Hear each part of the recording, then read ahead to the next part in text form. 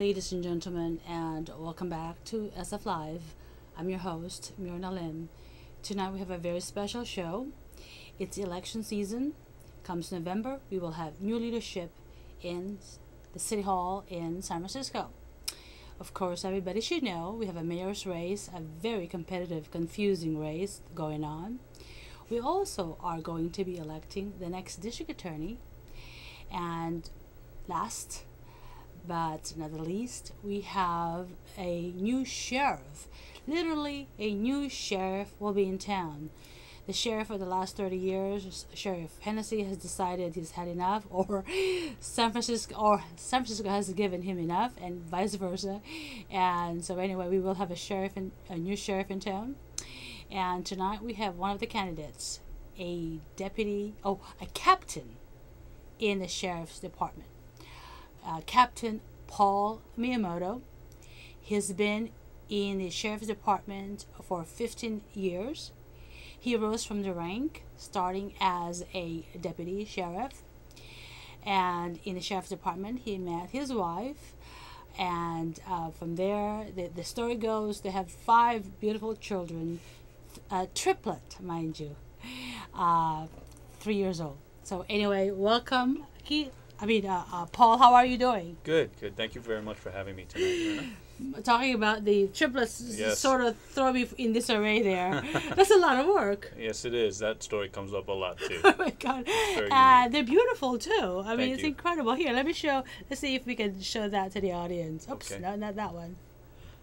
There you go. How about that? That's them right there.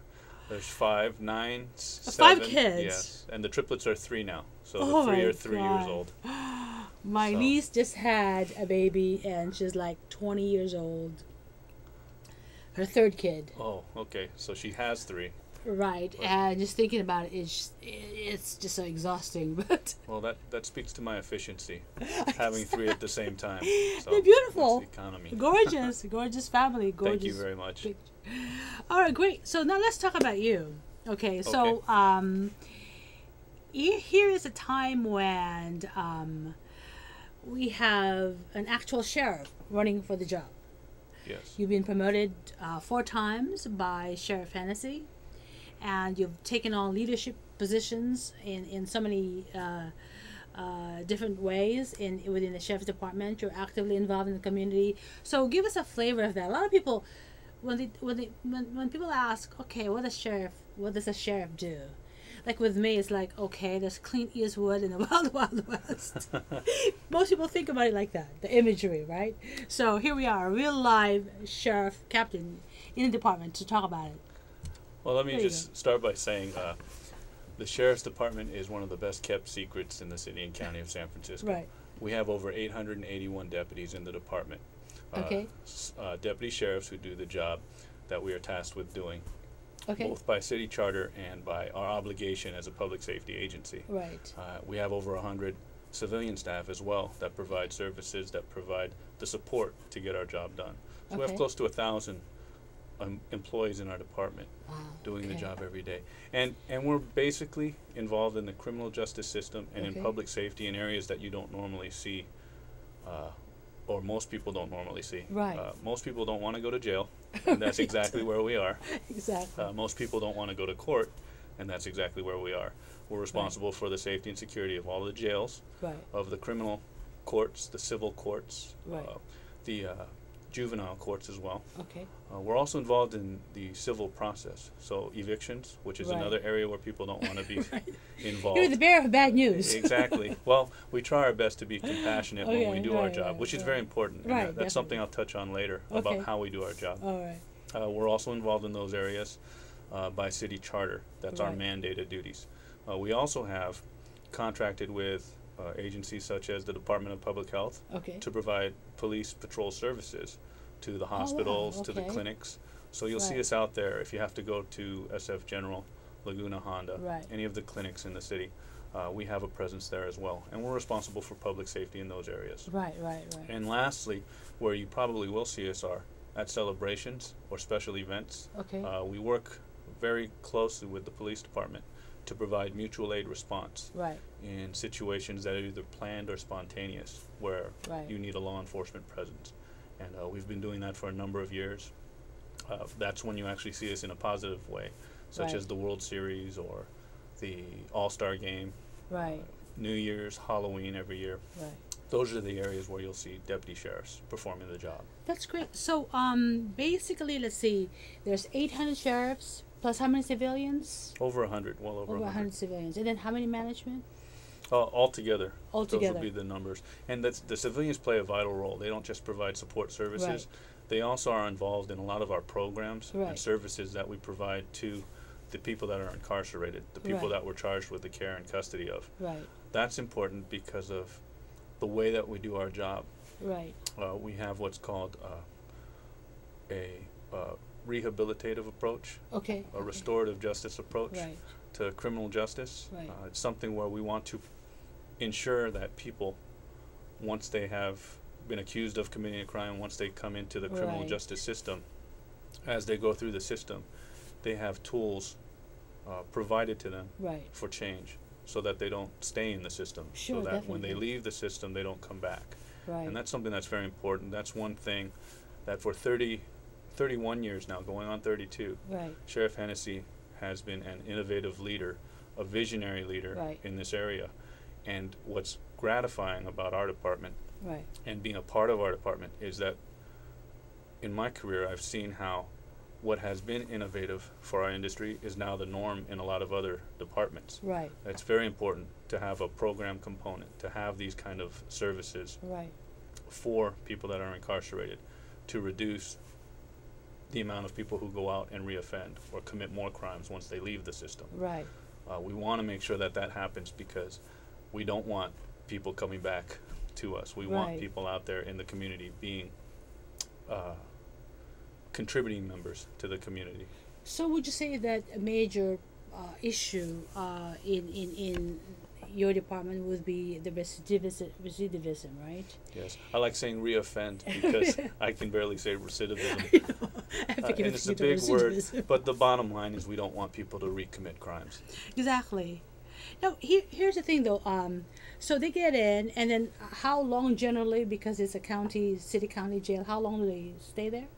Not long, right? Actually, legislatively, up until recently, county jail, people would be sentenced to county jail. If they've been convicted of a crime, they can be sentenced to up to 1 year in county jail. Now, this doesn't include how much time they've spent in the system. So someone can be arrested at point A and go through the system, and the system can take years to go through the criminal justice system.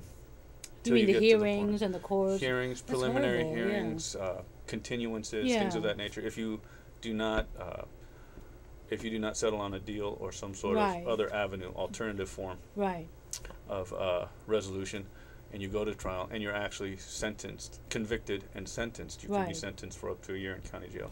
Now, this is all going to change with a lot of the changes in our system in the way that we do business. Exactly. We have realignment coming up. Yeah, I guess that's a big thing. And a huge component. With the governor will be transferring a lot of the inmates to the city and county, so that becomes your problem. Absolutely. It becomes our responsibility. Exactly. But as much as it can be construed as a problem, I also see it as an opportunity for us. That's great, to expand what we already have in place. We have a very strong foundation. The sheriff, being the visionary leader that he was, gave us the ability to deal with this problem initially.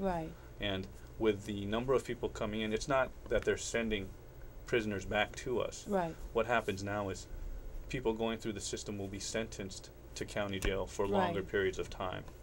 So we're not getting these prisoners back into our system. What's happening is people convicted of non-serious, non-violent, non-sexual crimes will do their time in county jail.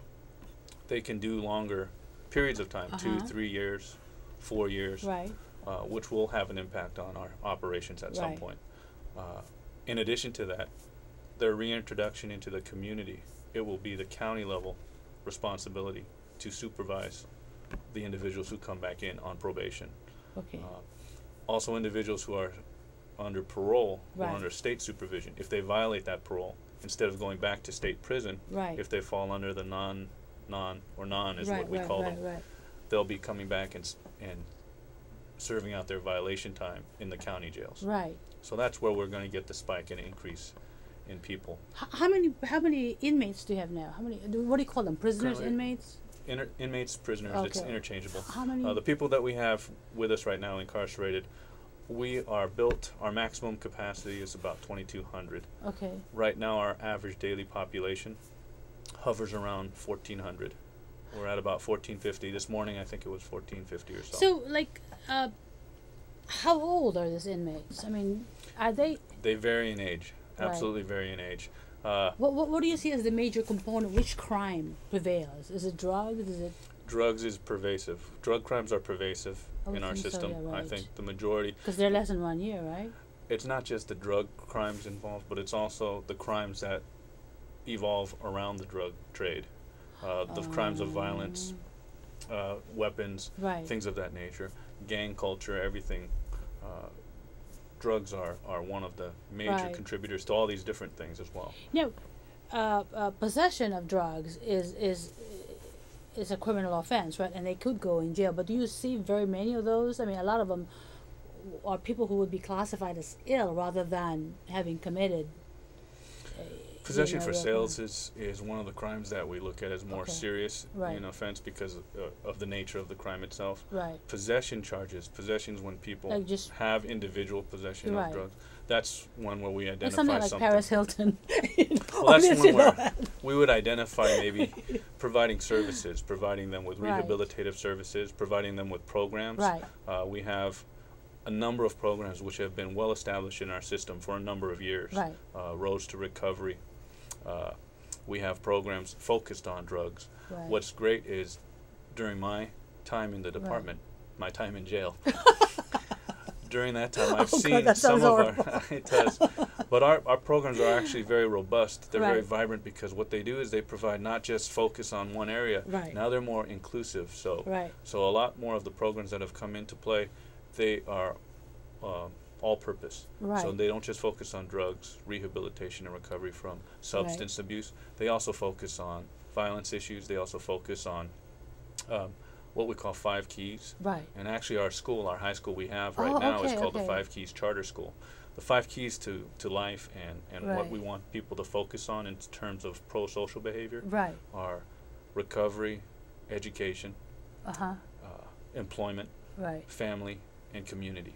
And I think that's very important to focus on because we mentioned at the very beginning that not a lot of people know about the Sheriff's Department. But our department is an integral part of the community. And with realignment coming and the effect it's going to have on our community, I think it's very important that our department steps up and moves forward with the foundation that we have and becomes more of a part of the community. People shouldn't have to ask who the Sheriff Department is or what we do. Exactly. People should know what we do.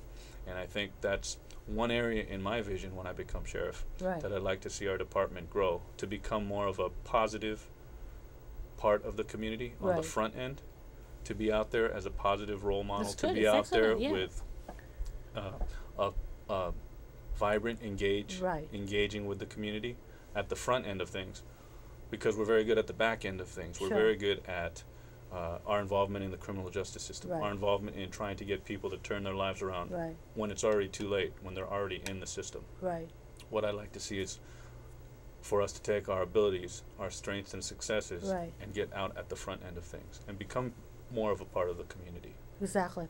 Well, you know, one of the things that talking to some people regarding policy, public policy issues would be, if you look at the entire criminal system from the time that somebody gets arrested, charged, goes through the legal process, judges, the district attorney's office, the public defender's office, or private defenders, and then to going to jail and then getting out of it, there's got to be some kind of synergy where the whole thrust, the whole public policy reasoning behind jail is to rehabilitate.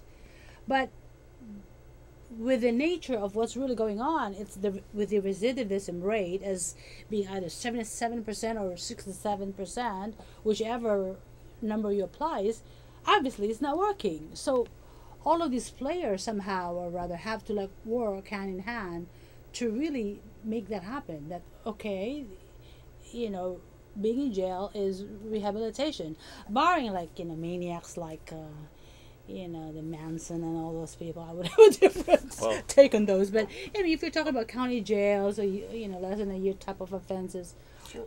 One thing that's interesting, just to touch on that last part you mentioned, Myrna, is that we have to deal with all levels of individuals in the county jails. Right. Although the state is focusing on the non and nons as a group to focus our efforts on at the county level, we still have other levels of sophistication in our system that we have to deal with as deputies. Something that we always have to keep in mind. To come back to what you're saying, the collaborative effort that you're looking for, I think we have a firm foundation in that as well. San Francisco, with its foresight, and our department is a part of the Reentry Council, where we actually have a collaborative effort with the groups involved. The Sheriff's Department, Police Department, DA's office, Public Defender's office, the court system, even the Department of Public Health. All of them are involved in making the decisions on how to approach this.